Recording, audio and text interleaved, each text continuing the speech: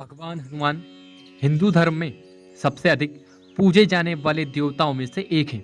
उन्हें उनके साहस, शक्ति और उनकी सुरक्षा की दिव्यता के लिए जाना जाता है।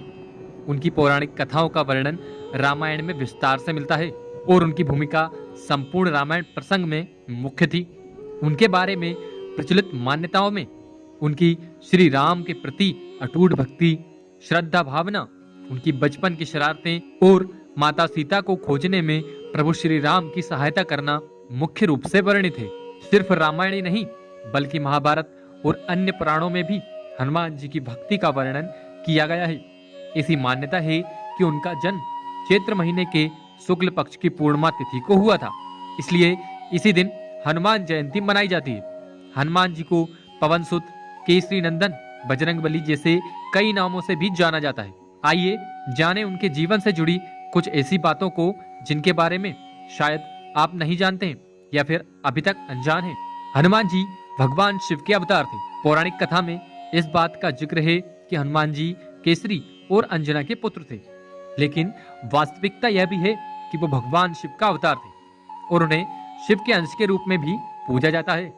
हनुमान जी को पवन पुत्र के नाम से भी जाना जाता है। ऐसा माना जाता है जब भगवान विष्णु ने पृथ्वी पर राम अवतार लिया, तब भगवान शिव ने उनके साथ रहने के लिए पृथ्वी पर हनुमान रूप में अवतार लिया था।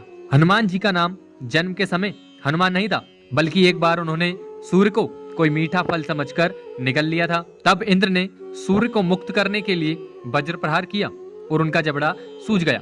तभी से उनका नाम हनुमान पड़ा, क्योंकि हनुमान संस्कृत के हनुमत शब्द से बना है। हनुमत एक शब्द और एक प्रत्यय का जोड़ है।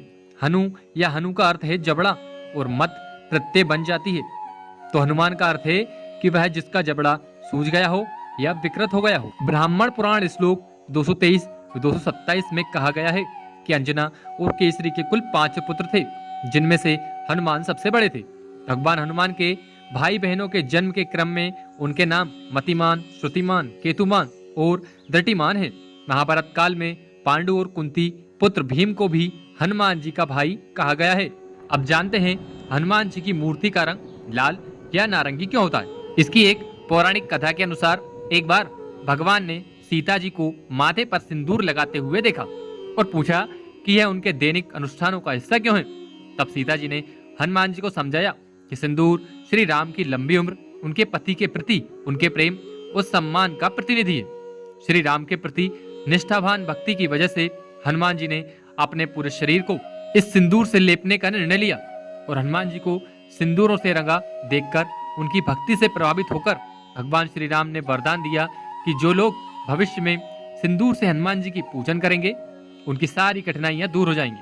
और यही कारण है कि मंदिर में आज भी हनुमान जी की मूर्ति सिंदूर से रंगी जाती है। अब जानते हैं ब्रह्मचारी हनुमान जी का एक पुत्र मकरध्वज भी था। भगवान हनुमान एक ब्रह्मचारी के रूप में जाने जाते हैं। कहा जाता है कि अपनी अग्निमय पूंछ से लंका को जलाने के बाद उन्होंने अपनी पूंछ को ठंडा करने के लिए समुद्र में डुबो दिया। उस समय उनके शरीर का पसीना एक मछली ने निकल लिया और उसी मछली से मकरध्वज का जन्म हुआ। अब आगे जानते हैं रामायण ही नहीं महाभारत में भी थी हनुमान जी की उपस्थिति।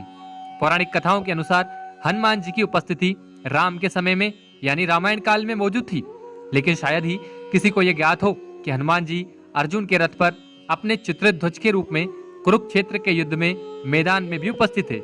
ऐसा उन्होंने भगवान कृष्ण की श्रद्धा के रूप में किया था। भगवान कृष्ण भी विष्णु जी का 10वां अवतार थे और इसी वजह से हनुमान जी उनके साथ उपस्थित थे। हनुमान जी की उपस्थिति ने कुरुक्षेत्र युद्ध में रथ और उनके निवासियों को सुरक्षा प्रदान की और जैसे ही युद्ध में विजय मिली, हनुमान जी वापस अपने मूल रूप में आ गए। अब जानते हैं क्यों रखा पंचमुखी हनुमान का रूप। ऐसा कहा जाता है कि भगवान हनुमान ने राम और लक्ष्मण का अपहरण करने वाले पाताल के राक्षस राजा को मारने के लिए एक पंचमुखी हनुमान का रूप धारण किया था। हनुमान को इस बात का पता चला कि अहिरावण को मारने के लिए उनको एक ही समय में 5 दीपकों को बुझाने की जरूरत है, क्योंकि उनके भीतर राक्षस राजा की आत्मा रहती है। इसलिए भगवान हनुमान 5 सिरों में रूपांतरित हो गए। पंचमुखी हनुमान के रूप में केंद्र में हनुमान जी मौजूद थे। दक्षिण में नरसिम्हा जी थे जो शेर का रूप थे, पश्चिम में गरुड़ जी, उत्तर में सुअर का सिर और आकाश के सामने एक घोड़े का सिर था। अब जानते हैं भगवान हनुमान अमर कैसे हैं। हिंदू ग्रंथों में 8 चिरंजीवी का उल्लेख है और भगवान हनुमान उनमें से एक हैं। ऐसा कहा जाता है कि वे कलयुग के अंत तक श्री राम के नाम और कहानियों का जाप करते हुए इस धरती पर चलेंगे। हनुमान जी को इस युग में भी पूजनीय माना जाता है और उन्हें अमर मानते हुए ही उनकी पूजा की जाती है। वास्तव में भगवान हनुमान के जीवन से जुड़े ये कुछ रहस्य हैं जिनसे आप सभी शायद अनजान होंगे। अगर आपको यह वीडियो अच्छा लगा तो इसे जरूर शेयर करें। तो आज के वीडियो में इतना ही, मिलते हैं ऐसे ही इंटरेस्टिंग वीडियो के साथ में।